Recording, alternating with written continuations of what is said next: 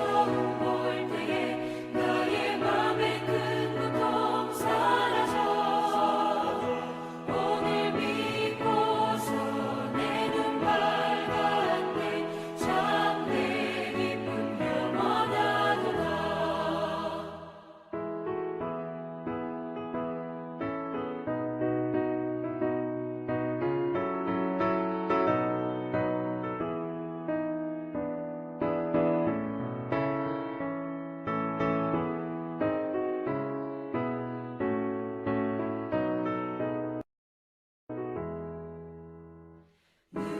울어도 그 큰 은혜 다 갚을 수 없네.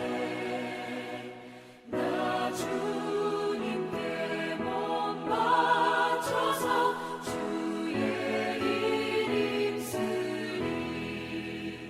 십자가 내가 처음 볼 때에 나의 맘의 큰 고통 사라져 오늘 믿고서 내 눈 밝았네 참 내 기쁨 영원하도다.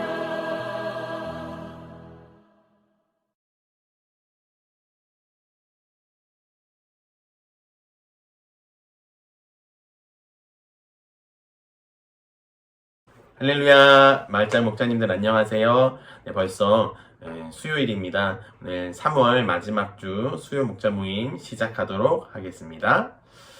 네, 아이스 브레이킹 한번 해볼까요? 네, 여러분들 봄을 생각하면 가장 먼저 떠오르는 어떤 추억의 장소 있으신가요? 네, 저는 2003년 3월 군번인데요. 아마 3월 마지막 주 정도였을 것입니다. 5주차에 행군을 하는데요. 그때 포항에서 신병교육대에서 훈련을 받고 있을 때 이 행군을 하는데 이 한 강변을 이렇게 걷고 있었습니다. 너무나 힘들고 고단한데 갑자기 바람이 불어오면서 벚꽃이 이 바람에 비처럼 떨어지는 것입니다. 이 군복의 주머니 속으로 또 손바닥 안으로 그 무장 위로 이 벚꽃이요 비처럼 내려서 막 쌓이는 것입니다.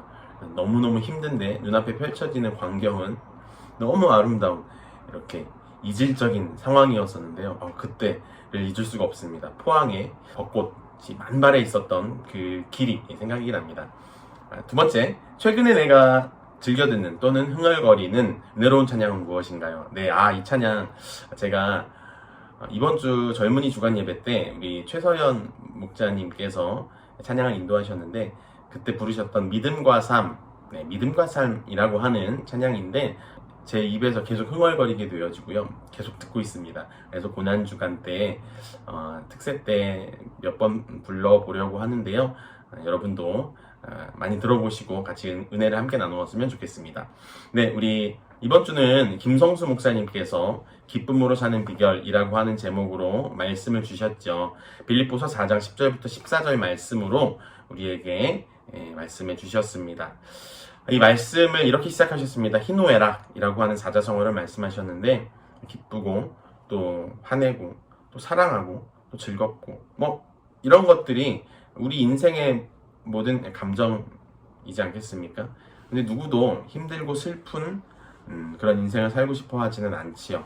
모두가 다 즐겁고 기쁜 인생을 또 그러한 감정만을 가지고 살고 싶어 합니다. 그런데 그 기쁨이라는 것이 요즘에는 조금 더 그 의미가 좀 더 개인화 되어 가고 있고요. 좀 더 극단적으로 변해가고 있는데요. 요즘 이제 신조어입니다. 신조어인데 욜로족이라고 하는 말이 있어요. 그냥 개인적인 나의 즐거움, 나의 쾌락, 나의 기쁨만을 추구하겠다라는 신인류라고나 할까요?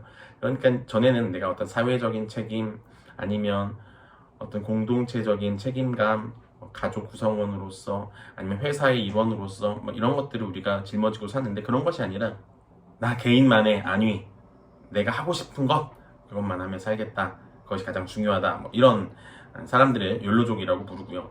또 하나는 파이어족이라고 하는 것인데 파이어족이죠. 아주 내가 일찍 돈을 벌어서 내가 조기 은퇴를 해가지고 내 노후는 이 모아놓은 돈을 다 쓰고 펑펑 쓰고 살겠다라고 하는 신인류가 바로 파이어족입니다. 파이어족. 네, 그리스도인들이 추구해야 하는 기쁨은 이런 것일까요? 설교자는 질문을 하는데요. 사도 바울은 본문의 10절에서 이렇게 고백하고 있습니다. 내가 주 안에서 크게 기뻐함은, 그러니까 본문에 사도 바울이 추구했던 기쁨은 주 안에서, 그리스도 안에서의 기쁨이었습니다. 그런데 이 사도 바울이 처한 상황은 여러분 지금 어떤 상황이죠? 빌립보 교회에게 편지를 쓰고 있는 사도 바울은 지금 로마 감옥에 갇혀 있는 상황 아니겠습니까? 오히려 빌립보 성도들이 바울을 위로하고 걱정해야 될 그런 시간표일 텐데, 오히려 바울은 정말 주 안에서 그가 기뻐하고 있습니다. 성경에 아주 기쁨, 기뻐하다 이런 단어가 많이 쓰여져 있는데, 특별히 이 빌립보서에서 특별히 더 많이 거론이 되어지고 있습니다. 여러분, 그렇다면 바울이 정말 이 기쁨으로 이렇게 고백하고 이 감옥 안에서도 기쁨을 전할 수 있었던 그 비결은 무엇일까요?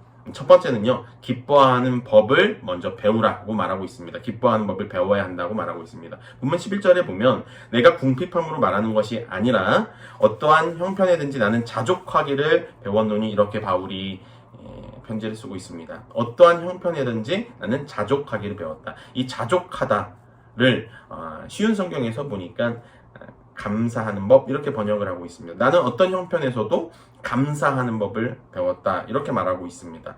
빌립보서 2장 18절 말씀에 보면 이와 같이 너희도 기뻐하고 나와 함께 기뻐하라, 이렇게 사도 바울은 빌립보 교인들에게도 계속 전하고 있습니다. 그러니까 사도 바울은 이 기쁨을 하나님께서 어떠한 형편에서든지 기뻐할 수 있도록, 감사할 수 있도록 하나님께서 가르쳐 주셨고 나는 그것을 배웠다라는 것입니다. 사랑하는 여러분, 기쁨은 전달됩니다. 그리고 가르쳐 줄 수 있습니다. 그리고 깨달을 수 있습니다.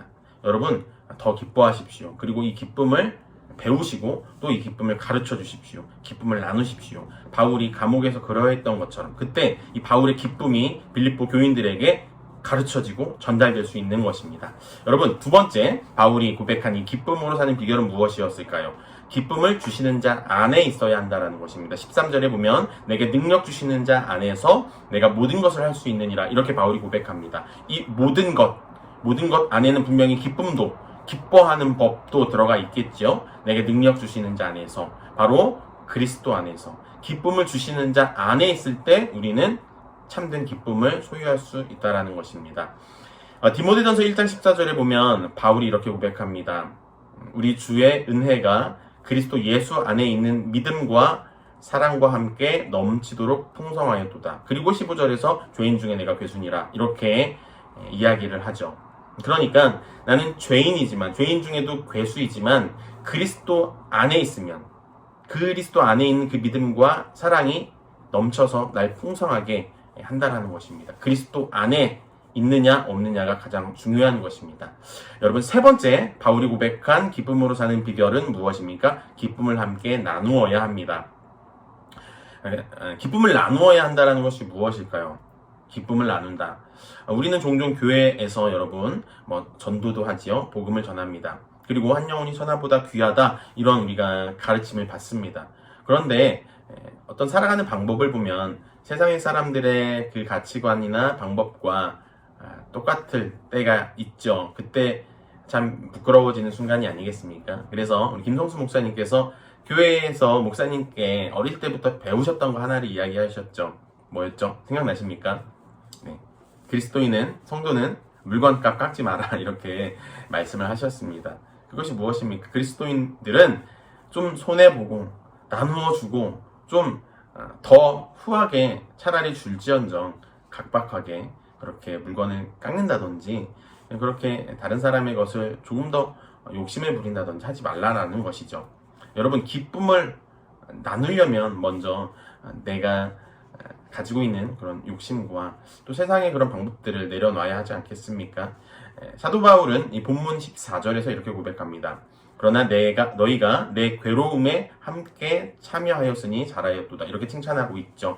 여기서 바울이 말하는 괴로움이라고 하는 것은 무엇입니까? 복음을 전해야 하는 선교적 상황의 어려움이죠. 그런데 빌립보 교인들이 그 어려운 상황에서도 그들이 십시일반 선교 헌금을 모아서 바울에게 전달을 해줬고, 그것으로 바울은 선교 활동을 할 수가 있었습니다. 복음을 전할 수가 있었습니다. 그래서 바울은 감옥에서 이 빌립보 교인들을 칭찬하는 것이죠. 여러분 그렇습니다. 어려운 형편에 있던 빌립보 교인들도 그들이 정말 모았던 것, 그들이 나눈 것으로 바울에게 전달해 주었고 바울은 그것으로 복음을 전했던 것처럼 우리가 기쁨을 함께 나눈다라는 것은 무엇입니까? 어려움을 함께 나누고 고통을 함께 나누고 우리가 힘든 것을 함께 나누고 또 내가 가진 것을 함께 나누는 것, 그것이 바로 기쁨을 나누는 것의 참된 의미일 거라 생각합니다.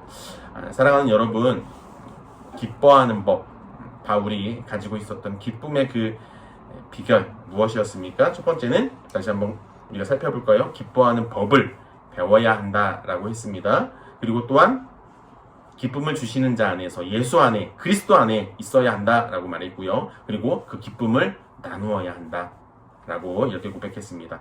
이러한 성도님들이 되시기를 주님의 이름으로 축원합니다. 네, 우리 점검 질문입니다. 개인주의적인 기쁨을 추구하는 현대인을 지칭하는 신조어 두 가지를 처음에 서두에 이야기를 했는데요. 욜로족도 있었고요. 또 파이어족도 있었습니다. 두 번째, 사도 바울은 감옥 안에서 누구에게 편지를 쓰고 있죠? 네, 빌립보 교회 성도들에게 편지를 쓰고 있습니다. 세 번째, 사도 바울이 어떠한 형편에서도 배운 것은 무엇입니까? 빌립보서 4장 11절을 보니까 어떠한 형편에서든지 자족하기를 배웠다. 자족, 스스로 만족하는 법, 이걸 쉬운 성경에서는 감사하는 법 이렇게 말하고 있지요. 네, 자족하기를 배웠습니다.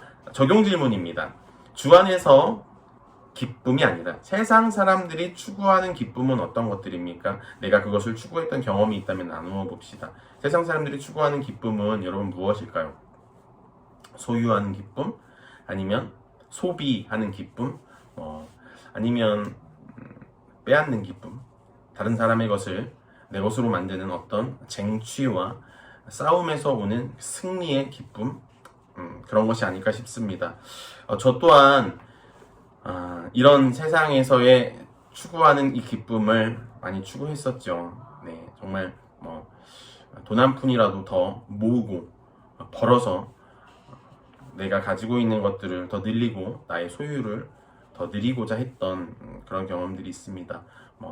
어려서부터 알바를 많이 했다고 말씀드렸잖아요. 그게 다 그런 것들을 추구했기 때문이었죠. 물론 생존을 위한 수단이었습니다만 하면서 계속 이 소유에 대한 소비에 대한 욕심은 커지죠. 그 기쁨을 추구하다 보면 여러분 결국에는 허망하여지고 내가 돈을 벌기 위해서 돈을 버는 그런 함정에 빠지게 되어지죠. 여러분들이 한번 솔직하게 나누어 보셨으면 좋겠습니다. 세 번째, 기뻐할 수 없는 형편인데 오히려 그리스도 안에서 기쁨으로 충만했던 경험이 있다면 나누어 보십시오.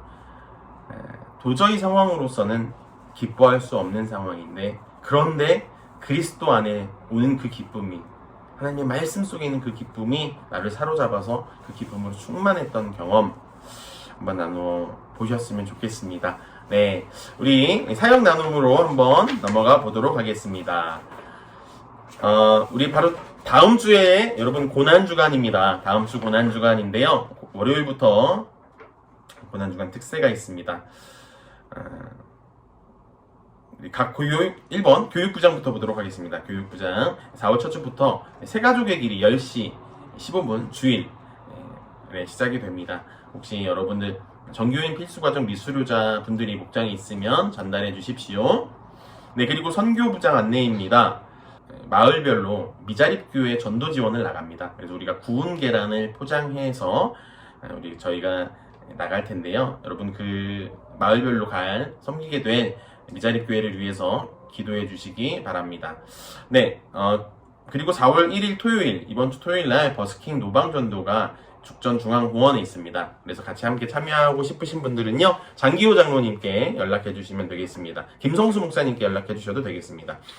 네, 우리 예배부장 안내입니다. 네, 아까 서두에 이야기했듯이 고난주간 특세가 4월 3일부터 6일 목요일까지 새벽 6시에 특세가 진행이 되고요. 그리고 성금요일 예배가 금요일 저녁 9시에 있습니다. 그리고 부활주일 날은요, 칸타타가 있고요. 그리고 예배 후에 미자립교회를 지원 나갑니다. 가서 전도도 하고 부활절 헌금을 미자립교회에 흘려 보냅니다. 의미 있는 시간이 될 수 있도록, 이 기쁨을 나누는 시간이 될 수 있도록 기도해 주시기 바랍니다. 그리고 친교부장 안내입니다. 윤도근 교수 정기 연주가 4월 4일 화요일 오후 7시에 있습니다. 참고하시고요. 네. 그 다음 마을장 목장 공지사항입니다. 마을장 주간 목자 셀 모임이 4월 7일 금요일에 있습니다. 성금요일 예배가 있는 그 시간이네요. 금요일날 각 마을이 정한 시간에 모이도록 하겠습니다. 네, 제가 기도하고 마치도록 하겠습니다. 사랑해 주님 감사합니다. 바울이 그 감옥 속에서도 기뻐할 수 있었던 그 비결을 우리가 바라봅니다. 그리스도 안에 있는 그 기쁨을 우리가 배우고 또한 나눌 수 있는 그러한 모든 목장이 되게 하여 주시옵소서. 주님, 이 고난주간을 기다리며 우리가 기도로 은혜 받을 그릇을 준비할 수 있도록 하여 주시옵소서. 부활의 영광스러운 그 아침을 기다립니다. 주님, 각 드려지는 목장교회 위에 축복하여 주시옵소서. 감사드리며 예수님의 이름으로 기도드립니다. 아멘. 네, 감사합니다. 사랑합니다. 목자님들. 네, 고맙습니다.